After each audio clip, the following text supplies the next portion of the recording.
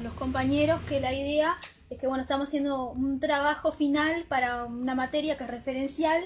En el caso de nosotras, están en primero. Sí, en el caso de nosotras tres somos alumnas de la docente Mónica da Silva. Sí. Y bueno, la idea era que eligiéramos un ámbito que nos gustara y dentro de ese ámbito, bueno, elegir una especialización y bueno, y ver qué es realmente lo que hace el psicólogo en ese ámbito, porque si bien hay material en la web de, bueno, el psicólogo... No tienen a uno de carne y hueso que le pregunte cómo trabaja. Eso, ver la experiencia en realidad. Bien, perfecto. ¿Ya están grabando? Sí. Bien, bárbaro.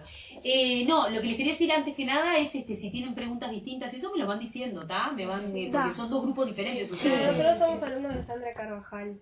¿Y ustedes también? ¿O? No, de Mónica da Silva somos nosotras tres. Ah, ok. O sea, son dos grupos, digamos. Perfecto. Bueno, primero pregúntenme todo lo que me quieran preguntar. Yo arranco a hablar y si me quieren parar y me quieren hacer preguntas, me preguntan. ¿Está? La pregunta concreta va dirigida cuál es qué características tiene el rol de quienes trabajamos en este ámbito. Hace unos 2 o 3 días atrás vinieron otras gurisas de otro grupo, que debe ser de un tercer grupo, de cuarto grupo, que me hicieron una pregunta y me preguntaban sobre la diferencia entre el ámbito de la psicología forense y la psicología jurídica. Yo voy a empezar por ahí y vamos bajando, ¿está? Si tienen preguntas me hacen. La psicología forense es una psicología que se aplica a la palabra foro, que quiere decir foro o ágora. Eso más o menos lo deben haber manejado. Sí. Cuando hablamos de psicología forense, hablamos de todos los ámbitos que están implicados dentro de la psicología forense, donde en realidad, es todo lo que refiere no solamente a lo específicamente jurídico, sino que también trabaja con otros tipos de aspectos. Ahí encontrás, por ejemplo, la psicología criminal, encontrás interpretaciones desde la psicología, desde lo que es la criminalística, la criminología, las ciencias de las experticias forenses, de las pericias, etc. No es que el psicólogo forense haga eso. El psicólogo forense lo que hace es, desde la psicología forense, hacer una interpretación de las ciencias auxiliares de forenses, a lo que tiene que ver con lo psicológico. Por ejemplo, yo actualmente estoy teniendo un caso de una muchacha que es bastante complicado, no puedo decirles específicamente porque es bastante identificable si se los digo, tiene una situación médica de una mala praxis médica, ¿de acuerdo? Y en realidad hay toda una circunstancia que le sucedió donde se operó mal, y en ese caso, por ejemplo, trabaja lo que vendría a ser el psicólogo forense, ¿sí? Que toma datos del orden de lo médico, de lo técnico y de qué mala experticia se le hizo a la persona, de los daños jurídicos, y ahí ya tenemos un ejemplo donde nos vincula lo psicológico forense con lo psicológico jurídico. Cuando yo tenga que tomar contacto con los abogados y con la parte jurídica que, diríamos, está en juego en el caso jurídico específico de esta paciente, yo voy a estar participando como psicóloga jurídica, nunca dejando de estar dentro del ámbito forense. ¿Se entendió? Cuando yo estoy trabajando con ese caso clínico o esa viñeta clínica, en contacto con los médicos que la asistieron, en contacto con una cantidad de otros elementos, yo estoy trabajando como psicóloga forense. ¿Sí? Y si yo estoy haciendo un informe de parte, que es lo que voy a tener que hacer yo con esta consultante, donde voy a tener que explicitar los daños morales, psíquicos y físicos que se le generaron, habiendo después trabajado en interdisciplina con los técnicos que atendieron a esta paciente, voy a hacer un informe de parte y ese informe de parte lo voy a presentar al ámbito jurídico y voy a estar trabajando desde lo psicológico jurídico. ¿Se entendió ahí? Bien. Lo forense, acuérdense en que es de foro. Cuando nosotros trabajamos como psicólogos forenses, trabajamos para presentar nuestras expresiones expertas no es porque yo me la crea, experta es por, no lo sé claro porque después son los planteamientos que aparecen, experta es porque, bueno, está la especialización, tenemos la especialización y tenemos una mirada más calificada, en el buen sentido de la palabra, para poder dar un argumento más específico. El juez no tiene por qué conocer datos de lo que es lo psicológico y lo psiquiátrico. Para eso estamos los que hacemos ampliaciones de causa o los peritos en sí mismos. Peritos existen de dos tipos. Está el perito judicial del Estado y está el perito de parte o el perito privado. En este caso yo trabajo mucho como perito de parte, ¿de acuerdo? En el caso de esta paciente que yo les comentaba, yo justamente hago un informe de parte, que es como lo que haría un perito, en el ITF, ¿de acuerdo? Y ella, por su parte, que es la parte judicial de ella frente al caso, presenta el informe de parte conjuntamente con el abogado, que el abogado le adjunta un escrito, ¿de acuerdo? Ese informe de parte es visto por los peritos de parte del ITF o del Instituto Técnico Forense, donde están los peritos estatales, ¿sí? ¿Tá? Y se trabaja de esa manera. Yo ahí estoy trabajando dentro del ámbito forense en lo que vendría a ser la línea de psicología jurídica. Cuando estoy dando testimonio, cuando estoy ofreciendo mi opinión experta, cuando estoy trabajando conjuntamente y en vinculación con, diríamos, el abogado o los abogados que estén en la causa. ¿Tá? Hablando en términos poco académicos, somos bastante rara avis nosotros, ¿no? Somos unos bichos extraños. A mí cuando me ven por lo general se piensa que soy abogada, nunca dicen que es psicóloga, ¿está? Pero eso es porque ya si ustedes el día de mañana trabajan en el ámbito, se van a mimetizar con el abogado mucho. No pensamos igual. Nunca yo dejo de ser psicóloga. Mi formación, de hecho, de base es psicoanalítica, ¿está? Y más específicamente lacaniana. Pero, a ver... trabajamos mucho con abogados y el contacto, y esto hace que también es una obligación ética y moral del psicólogo en el ámbito forense de poder, cuando trabaja en lo jurídico, aportarle al abogado desde un lugar que al abogado le sirva, ¿sí? Porque a veces los abogados dicen, no, porque los psicólogos nos vienen a complicar la cabeza, que esa es en realidad la concepción, ¿no? O sea, que vamos a ir a complicarles el juicio o a generarles malestar, o a ir a hacer argumentaciones freudianas que no entiende nada, ni el juez, ni el fiscal, ni nada, y se ponen peor, ¿tá? Porque no les gusta no entender. Entonces, en realidad, ustedes van a tener que aprender a cómo trabajar en ese ámbito de una manera más amistosa. No dejando de lado sus conceptualizaciones formacionales, ¿no? Porque la facultad, yo me formé siempre en lo público, la UDELAR, nuestra facultad, es buenísima y es muy sólida en ese sentido, en la parte de formación clínica, ¿tá? No dejando de lado los conocimientos que ustedes adquieren, pero sí sabiéndolos adaptar de una manera más amistosa cuando trabajan con abogados. Porque mira que la cabecita de los abogados es especial, ¿no? El abogado es un psicólogo, ¿tá? Pero si ustedes saben trabajar con ellos, van a poder ayudar mucho a la víctima o a la persona que está en la causa, ¿sí? ¿Tá? En vez de, como muchas veces pasa, ponerse todos en contra, ¿no? Los abogados decir que nosotros no servimos para nada y los psicólogos decir que no queremos saber nada con los abogados. Capaz que si nos unimos y trabajamos en interdisciplina podemos conseguir cosas muy interesantes, y se consiguen cosas muy interesantes. Pero hay que hacer ese trabajito fino, ¿tá? ¿Qué otra cosita? A ver, más o menos les di una pauta. Sí. Bueno, después yo no me hago cargo si quedan todos enganchados, porque es muy amable. Con que quieren hacer jurídica, ¿eh? Nosotros queríamos saber cómo fue tu trayectoria hacia tu formación. Bueno, bien, mi trayectoria. A ver, yo en realidad primero que nada, y esto es un dato de la realidad para ustedes, que les voy a dar, que les va a servir. Si les interesa este ámbito, ya se ponen a estudiar psicología clínica. Ustedes igual están en primero, están todos en primero, ¿no? Sí. Bien. Traten de siempre estar pendiente de poder avanzar y poder desplegarse más en lo que tiene que ver con lo clínico. El manejo de la psicología clínica y la psicopatología es básica en el ámbito forense. Ustedes el día de mañana tienen que saber distinguir entre un delirio y una persona que está delirando y comete un acto violento, y una persona que es violenta y no delira. ¿Se va entendiendo? Sí. Bien. ¿Qué? Que hay una diferencia entre psicosis y psicopatía. Ahí está, entre psicosis y psicopatía. La psicopatía en realidad es nuestro gran agujero negro en el ámbito forense. Sí. Yo actualmente estoy haciendo mucha investigación, siempre investigué en la parte de psicopatía clínica, porque en realidad el trastorno de personalidad o la psicopatía tiene que ver con alguien que sabe que está haciendo algo que no está bien y lo sigue haciendo. Pero ahí nos metemos en otro terreno, ¿está? Por eso, a ver, les dejo ese datito nomás, porque no los voy a bombardear de información. Pero ese dato es muy importante. Tienen que saber desplegarse muy bien en el ámbito clínico, ¿está? Tienen que conocer mucho de clínica. Yo tuve a grandes docentes. Pueden ustedes acceder a esa información. Enfrente a la facultad están los teóricos de Lizardo Valdés, el Talo Valdés, que era grado 5 de psicopatología clínica. Es brillante, tienen todos los teóricos, son maravillosos los teóricos. Es uno de los grandes referentes a nivel de la psiquiatría y esa parte psicoanalista. O sea, es psiquiatra, especializado en clínica, trabajó en forense y aparte psicoanalista, ¿no? Vos me preguntabas cómo fue mi trayectoria y ahora aterrizo a eso. Yo en realidad, en tercero, cuando tomé contacto con psicopatología clínica, me di cuenta que en realidad que quería seguir justamente esta línea. Me invitaron a hacer una investigación, investigué en todo lo que tiene que ver con la conducta criminal y los homicidas serializados y asesinos en serie. Empecé divino, ¿no? Una cosa facilita. En realidad me metí con los pesos más pesados, porque en realidad son psicopatías clínicas gravísimas, son de las más graves, personas que han matado a más de 30 y 40 víctimas, ¿tá? Y las han asesinado. Eso al día de hoy no se llama serialización, se llama conducta reeditativa de homicidio serializado, o sea, ya está analizado desde otro lugar. Tampoco les voy a ampliar sobre eso porque tenemos que estar 3 días. Está muy bueno el mate, no sé qué yerba es, pero me gustó.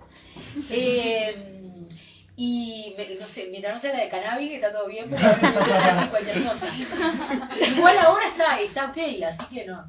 Bueno, a ver, en tercero me encantó psicopatología clínica, empecé a desarrollarme en eso, empecé a estudiar mucho, me invitaron a este grupo de investigación, hicimos una investigación sobre asesinos en serie y ahí seguí. Ya ahí después me formé paralelamente, porque podía hacerlo, porque yo ya estaba en cuarto de la facultad, ya me estaba por recibir, y me formé paralelamente, y lo tuve que hacer en el exterior, en la parte de criminalística y criminología. No quiere decir que lo tengan que hacer, ¿tá? Pero yo lo hice porque me parecía importante, porque si se trabaja, por ejemplo, a veces la policía puede pedir asesoramientos y demás, y trabajás en lo que vendría a ser otra de las líneas, que es psicología criminal, ¿tá? Que también pertenece a la bolsa de psicología forense, ¿sí? Se necesita conocer todo lo que es la parte criminológica, criminalística, lo que es el reconocimiento de una escena. Es un trabajo igual mucho más específico. Actualmente en nuestro país SI no existe. Existe algo parecido, que es policía técnica, ¿tá? Les aclaro eso porque eso lo digo siempre a mis alumnos. Porque ahora con lo de las series todo el mundo ve CSI por todos lados, ¿no? Igual CSI, en algo un poco más de tercer mundo, es lo que vemos en la policía técnica, justamente como les decía, donde están los expertos en las experticias técnicas forenses, que eso es lo criminalístico. Lo criminológico es el estudio del fenómeno criminal, ¿sí? En movimiento o en dinámica, ¿no? O sea, ¿por qué el criminal comete lo que comete, de la manera que comete, en los momentos que lo comete y con quién lo comete, cómo elige a la víctima? Todo eso, ¿sí? Eso lo estudia más lo que es hoy por hoy acá en nuestro país la policía científica. Y la policía técnica. Y la policía técnica tiene un subdepartamento que es más de análisis de este tipo de comportamientos, que hoy por hoy en nuestro país no está totalmente armado, ¿tá? A veces te piden asesoramiento, otras veces no. Países como México sí lo tienen muy desarrollado. De hecho, yo tengo contacto con colegas allá que trabajan ellos como psicólogos criminales en la escena del crimen. O sea, van con el equipo policial, ¿sí? Acá todavía no existe, ¿tá? No lo tenemos eso instalado. Lo cual, bueno, esto es un tema que yo 2x3 me ando no peleando, pero discutiendo con la gente de la policía, porque en realidad en vez de complicar, aportaría muchísimo, porque orientaría de manera inteligente las investigaciones. O sea, de acuerdo, o sea, cuando pasó, por ejemplo, lo del caso Lola, no era vamos a salir a buscar algo. Bueno, pero ¿qué estamos buscando? ¿Qué, cómo, quién, dónde y cuándo? ¿Tá? O sea, hay maneras, desde el punto de vista de la investigación científica, de ordenar la investigación policial, ¿tá? Y muchas veces el psicólogo criminal puede aportar muchísimo. Lo que pasa es que, les vuelvo a repetir, es una disciplina que no está muy instalada en nuestro país, ¿tá? Y hay un tema de idiosincrasia. El fenómeno criminal es un fenómeno que también tiene elementos culturales y sociales. No es lo mismo los fenómenos criminales en México que los fenómenos criminales acá, ¿tá? Porque el uruguayo tiene su forma de hacer crímenes también, que no es igual al crimen del mexicano. ¿Se entendió? Bien. Porque hay un factor que ustedes lo tienen que haber visto, igual están primero, pero lo van a ver, que es epistemofílico de alguna manera, o epistemológico, ¿sí? El crimen no es el mismo a lo largo de la historia del mundo, va cambiando, y cambia también por aspectos antropológicos y sociales y culturales, del lugar donde se instala o se genera, ¿tá? El crimen también es una expresión social, mala, pero es una expresión, y hay que saber leerla, ¿sí? ¿Está? Bueno, ¿Qué más? Yo me voy por las ramas, váyanme bajando porque nos quedamos hasta mañana. ¿Qué tiene que ver con eso? Nosotros sabíamos que te habías especializado en el exterior para hacer, la especialización en perfiladora criminal, no sé si está bien, si está correctamente. Sí, perfilación. En realidad es un término que me preguntan, pero a veces evito nombrarlo porque es como muy norteamericano. Ahí está. Bueno, y claro, traíamos eso también, de la duda de si existe actualmente en el ámbito público, en UDELAR, alguna manera, formación académica de formarse como psicólogo experto ¿En perfilación? No. En realidad, si yo te devuelvo, a ver, ¿qué pasa? Yo amo mi facultad y no es un tema pero digo, a ver, nosotros, por ejemplo, en nuestra facultad no tenemos un departamento de investigación en conducta criminal, por ejemplo. Que en realidad en la UNAM, por ejemplo, yo tengo contactos, siempre mantuve contactos con ellos están avanzadísimos en México y ya tienen departamento, pero pila. Pero a ver... Son contextos distintos. Son contextos distintos, pero también hay una cuestión. El uruguayo es muy... Miren, yo ahora estoy terminando mi maestría, después están todos invitados, bueno, lo van a ver porque se hace una invitación general. Mi tesis es sobre menores en situación de infracción con la ley y estoy haciendo la maestría en Derechos de la Infancia y la Adolescencia y la UDELAR también. Y tengo que presentar la tesis. Y tiene que ver con esto. Porque aparece esto también en el fenómeno de los menores y demás, ¿no? Nosotros los uruguayos tenemos algo en la idiosincrasia nuestra que es como que si yo no lo nombro, no existe. Entonces, si yo no lo cosifico en una palabra, no lo nombro, no nomino algo, es como que me juego el jueguito mágico interno, infantil, de que eso no existe. Entonces tiene que ver con esto que vos me estás preguntando, porque ¿qué pasa? Es muy importante que hayan estas cosas, estos departamentos y demás, pero yo creo que también a nivel sociocultural de todos hay como un miedo de que si lo instalamos es como que aparezca, pero en realidad de hecho ya existe. Lo que pasa es que tenemos miedo a darle nombre muchas veces. Vamos a hacer una apología de... Bueno, sí, pero si van a trabajar en este ámbito van a tener que aprender mucho a manejar esa palabrita que vos usaste. Porque muchas veces los que trabajamos en esto y nos especializamos en esto, podemos ser interpretados como que queremos defender al criminal. Y no pasa por eso.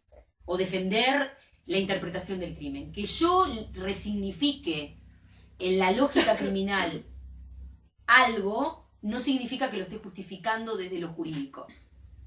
Hay un autor que se llama Jacques Alain Miller, que lo pueden buscar. Alain Miller, con doble L, es francés. Él es lacaniano y trabaja en el ámbito de la psicología forense únicamente, es brillante. Y él dice algo que es increíble. Él dice, existen dos lógicas, la lógica jurídica y la lógica vivencial, diríamos, de la cotidianidad. Cuando yo trabajo con una víctima, no puedo pretender, la víctima no puede pretender que la lógica jurídica le devuelva una explicación a lo que le quitaron como víctima en la vida cotidiana. ¿Se entiende? Sí, sí. Son dos lógicas. Eso lo tengo que manejar siempre. Y tiene que ver con esto de que yo puedo entender la lógica criminal y eso no significa que yo esté buscando que la lógica jurídica justifique lo que el criminal hizo. Significa que en realidad quizás yo puedo estar empezando a trabajar a futuro en investigación y puedo trabajar en prevención. Porque si yo puedo entender esa cabeza, puedo prevenir. Ya sabes cómo actuar. Exacto. Y principalmente ya sabes muy bien cómo devolverle a la víctima o a las potenciales víctimas, que somos todos, porque todos somos potenciales víctimas, la manera de captar cuando están en riesgo o en peligro. No es hacer una alarma pública ni que todos nos transformemos en paranoicos. ¿Está? Pero, claro, porque ese también es el miedo social del uruguayo. ¿Viste? Ella reaccionó y se rió. Porque es como esta cosa ay, no, qué horrible. No es demonizar a nadie. ¿Sí? No es apologizar y tampoco es demonizar. Pero hay que saberse manejar en ese intermedio. Si me lo preguntás a mí, estaría buenísimo que la universidad lo tuviera. ¿Tá? Actualmente no lo tiene. Yo me formé en otras partes. Actualmente ya lo que te iba a devolver. Argentina está muy desarrollada la formación. Yo ahora me estoy formando en un curso que está dando Osvaldo Torre, que trabaja, él es criminólogo y trabajó en el caso de Ángeles Rawson y en el caso de Nisman en Argentina, y da formación en la parte específica de perfilación, ¿tá? Pero, a ver, chiquilines, si les interesa esta área, ustedes no se terminan de formar nunca. Porque si hay alguien que tiene que tener muchísimo conocimiento técnico en el terreno forense, es el psicólogo. Les diría que más que el psiquiatra. Porque, a ver, la psicopatología clínica cambia a medida que evoluciona la historia, todo precioso. Pero en realidad nosotros trabajamos con el elemento más subjetivo del acto criminal. Entonces necesitas conocer de todo, de criminología, de criminalística. Me acuerdo que una vez traje a una panelista argentina y le preguntaba, bueno, pero ¿y cuántas especializaciones tenés? ¿Y cuántas especializaciones necesitas para formarte en esto? Y ella le dijo, yo a esta altura ya debo tener máximo como 20 o 25 especializaciones. Porque es la mente de la persona que comete un crimen. Pueden trabajar en eso, focalizándose en eso, pueden trabajar en maltrato infantil y en violencia, pueden trabajar en violencia en general, pueden trabajar en victimología, que es meterse en la cabeza de la víctima. ¿Tá? Pueden trabajar en distintos focos de investigación, ¿sí? Pero hay que conocer mucho del ser humano. Por eso empiecen con clínica. ¿Tá? Métanle a clínica. No sé si te contesté. Sí. Correcto. ¿Sí? ¿Bien? Sí, ya sé que correcto. No voy a tener que ir. Como la respuesta de Susana Jiménez. Bueno, que se terminen de criarme vos. Sí. Porque a mí es lo que me interesa. Te interesa. Sea, desde chica siempre No tenés por qué irte. Mirá, tenés formaciones que son semipresenciales. Ajá. Y que las podés hacer allá y venir. Y estudiás allá. México trabaja mucho con eso. Lo que pasa es que, a ver, nunca podés perder el eje en el sentido de que te formes afuera no implica, no te puedes hacer la fantasía de que cuando venís con toda esa formación la vas a poder aplicar a rajatabla acá. Sí, sí. Lo mío va más bien por el lado de algo personal que siempre me gustó toda la vida, y conocer la mente criminal es algo que a mí me fascina. Y en la policía podés entrar y podés hacer trabajos, pero el tema es que tenés limitaciones también. Yo tengo alumnos que son policías y tengo contacto muy directo con la escuela y todo, y el tema es que, claro, a ver, no son limitaciones porque ellos, por mala onda o porque mala disposición, es porque en realidad a veces lo social no habilita determinadas cosas. No te deja entrar.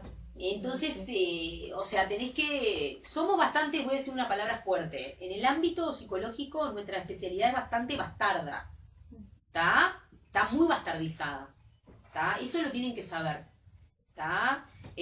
O sea, nosotros somos bastante bastardizados, porque digo, no me estoy victimizando, pero hay como un juego ahí, porque aparte también trabajamos con algo que era como señalaba la compañera, que roza esta cosa de lo criminal, y bueno, ¿y qué viene? ¿A justificar lo criminal o a quién viene a justificar? A mí me pasa en la cotidiana que cuando digo lo que quiero hacer me dicen, ay, pero sos fría, sos esto, sos lo otro. Bueno, nosotros éramos lo peor visto. Cuando me preguntaban, yo estaba en tercero, ya cuarto, diciendo qué es la especialidad, me miraban diciendo, o está loca, o algo pasa mal con ella, porque quiere estudiar eso, y la pregunta que te hacen es si te gusta.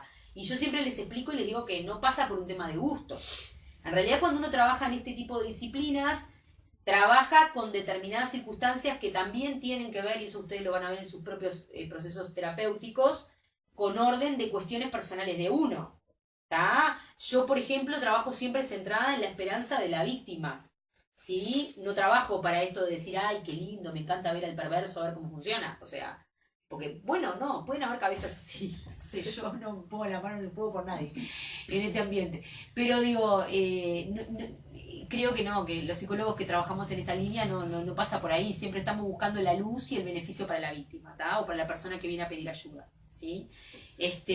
Pero hay que aclararlo, porque si no también está la fantasía del entorno de como que a uno disfruta viendo eso, y en realidad no pasa por ahí. A uno la libido, o sea, el patos lo mueve por otro lado, la pasión va para otro lugar, y en realidad te hacen movilizar, sí, muchas veces cosas personales que capaz que ustedes van a tener que analizar si les interesa el área, porque por alguna razón están acá, y no son muchos, bueno, muchos para el poco espacio, pero y hay más mujeres que varones, ¿viste? Vos vas a tener ese problema. En el ámbito forense siempre vas a ser bendito seas entre todas las mujeres, porque siempre son pobres, mis alumnos también, siempre son 2 varones y 80 mujeres, pero eso no es un tema social solamente, sino también que tiene que ver con el área. Las mujeres somos más predispuestas a esta cosa de la contención, de la ayuda en la parte forense. Se ven más mujeres que hombres. Y bueno, pero bueno, vas a estar rodeado de mujeres siempre. Vos pensalo así. ¿Cómo estás? está constituida la población que trabajas? Digo, si trabajas con niños, con... Bien, yo empecé en realidad, a ver, después que hice estas formaciones, me recibí y es así, el primer trabajo que tuve fue en una ONG que trabajaba con abuso sexual infantil y maltrato. Y eran todos niños abusados sexualmente, la mayoría de 2 años a 10 o a 9. Yo cuando terminé, vieron que no perdí tiempo, porque esto es así, ustedes no pierdan tiempo, terminan una cosa y empiezan la otra, porque después uno empieza, no, porque dejo este año, dejo el otro, cuando quiera acordar, no sé, es el 2090 y no se recibió todavía. Háganle caso a una boba. A ver, cuando terminé la facultad hice una diplomatura en Ciencias Sociales en Intervención de Familia en casos de violencia y maltrato y abuso. Y me especialicé ahí, me especialicé en abuso infantil porque tenía que ver, era lo más cercano, diríamos, vinculado al tema de la violencia. También es un área de la victimología infantil dentro de la psicología forense. Y ahí al año siguiente empecé a trabajar en la ONG esta que te digo, hice la intervención y bueno, seguí trabajando posteriormente. ¿Y eso qué significa? Eso significa, vuelvo a tu pregunta, que en realidad con poblaciones trabajo con todas. Yo, por ejemplo, a nivel clínico tengo pacientes de todas las edades. En la parte, a ver, siempre los casos que atiendo, y eso les va a pasar a ustedes cuando sean psicólogos, de una manera o de la otra se vinculan con el elemento de la violencia. ¿Se entiende? Sí. Específicamente. ¿Tá? Por ejemplo, no me especializo en alteraciones de la alimentación, por ejemplo. O no, pero digo, a ver, el paciente es como que lo olfatea a ustedes, ya va a venir directamente, ¿tá? Después de haber hecho esto, estuve trabajando entre 4 y 5 años en poblaciones de contexto sociocultural muy crítico, en Marconi, Casaballe y Borro. Estuve en la Calera del Zorro también, en barrios complicadísimos, era psicóloga de área, trabajé en policlínica muchos años. Y ahí también, en esos aspectos, era uno del grupo de psicólogos del nodo que, si bien trabajaba en policlínica con todo tipo de temas, específicamente atendía temas judiciales, o sea, temas que tenían que ver con maltrato, con abuso, con violencia doméstica, etc. ¿Tá? Y poblaciones como que te llegan en base al caso, ¿no? Se trabaja también mucho o sea, yo tengo la formación psicoanalítica de base, que me ha ayudado muchísimo y que es muy buena. Van a odiar leer Freud, pero léanlo, pues es importante. Es maravilloso. Pero, diríamos, también, por ejemplo, en el ámbito forense se trabaja mucho con disposiciones distintas de estrategias de clínica. Por ejemplo, disposiciones que tienen que ver más con lo sistémico, con las configuraciones. ¿Tá? Podés, por ejemplo, tener entrevistas donde viene el papá, si el papá se está haciendo atender por un tema de violencia, y podés pedirle que el papá, si está en buen trato con la mamá, vea la manera de venir, capaz que el papá con la nenita o con la hijita, para vos ver el vínculo que tienen, ¿tá? O sea, se va trabajando desde distintos lugares. No es que yo diga, bueno, no soy psicoanalista, y bueno, padre, si vos tenés un problema X, no, se cae fuera de mi encuadre, andate, ¿tá? Porque digo, en este ámbito no podés, ¿tá? Sí, en Casaballe, en el Marconi, tuve todo tipo de edades y todo tipo de casos. Yo tenía pacientes que eran homicidas, que habían salido de procesamientos, pacientes procesados, una cantidad, bueno, de todo. Gente que trabajaba en el ámbito del narco, todo. Si ustedes quieren formarse en esto, tienen que hacer mucha práctica y eso significa que hagan muchas pasantías. ¿Tá? Y olvídense de cobrar al principio. No, porque es lo que me preguntan, ¿y se paga? No, la pasantía es honoraria, es algo que ustedes le están devolviendo a la sociedad uruguaya. Nuestra sociedad tiene una de las pocas universidades en Latinoamérica y en el mundo que no es paga. Sí hay gastos de fotocopia, hay gastos de una cantidad de cosas, pero miren, créanme que es poquitísimo en comparación con lo que se tiene que pagar, por ejemplo, en México, que hay que pagar, o en Europa, que hay que pagar muchísimo para poder recibir la formación. Entonces, cuando nosotros terminamos, nosotros tenemos que hacer mucho trabajo social en ese sentido. Es una obligación, ¿tá? Porque por todo lo que nos dieron, nosotros devolvemos algo. Y los uruguayos tenemos que acostumbrar a trabajar un poco más en esa línea y a ser un poco más solidarios entre nosotros. No sé si contesté. ¿Contesté bien? Bueno. A ver, ¿qué más? Pregunten. Nosotros tenemos también la duda de qué tanto conocimiento tenés que tener de la parte jurídica, leyes, legislación, para poder ejercer como psicóloga. Bueno, cuando yo me recibí, lo primero que me compré a las 24 horas siguientes fui a la Facultad de Derecho, fue el Código Penal. Para que vean el grado de frustración de la psicóloga forense de ser abogada. Yo siempre eso es un chiste de mal gusto que hago con mis compañeros abogados y les digo, ustedes estamos cambiados, porque ellos me dicen, ay, qué linda la psicología, y les digo, estamos cambiados, ustedes son psicólogos frustrados y yo soy abogada frustrada, ¿viste? Bueno, porque tenemos algo de eso, en realidad los que trabajamos en esta línea, ¿no? Tenés que conocer, miren, yo hace más o menos unos 20 días estuve en una mesa que me invitaron a la Facultad de Derecho, en la Comisión de Derecho Penal, que se trabajó con feminicidio, que tuvimos unas discusiones brutales, sabía antes de ir a la mesa que iba a ser así. Está instalada, porque el Código Penal ahora tuvo su modificación hace un mes y medio más o menos, lo cual significó todo un movimiento brutal. Estamos hablando de una constitución de 1830, un poco atrasados estamos, nada más. Y me acuerdo que bueno, fue una mesa, se prendía fuego la mesa. Porque había abogados que estaban en contra de la tipificación de lo que vendría a ser el feminicidio, ¿tá? Como feminicidio, que es así como se llama ya en la jurisdicción mexicana hace muchos años atrás, porque consideran que es como un especial agravante que se le agrega a alguien que mata a una mujer, cuando en realidad no es necesario porque simplemente creen que es un homicidio común y corriente, ¿no?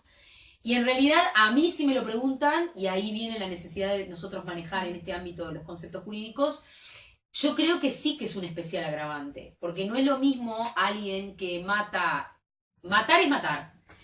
La comisión del homicidio es un homicidio, ¿está? Pero hay homicidios y homicidios. No es lo mismo el homicidio que genera un hombre a una mujer que la tiene encerrada en una casa, que ella, por ejemplo, que tuve un caso así, está psiquiátrica y no le da la medicación ni le deja comer y la desnutre al punto de dejarla a un paso de la muerte. Si esa paciente no iba a la policlínica, se moría, llegó por sus propios medios.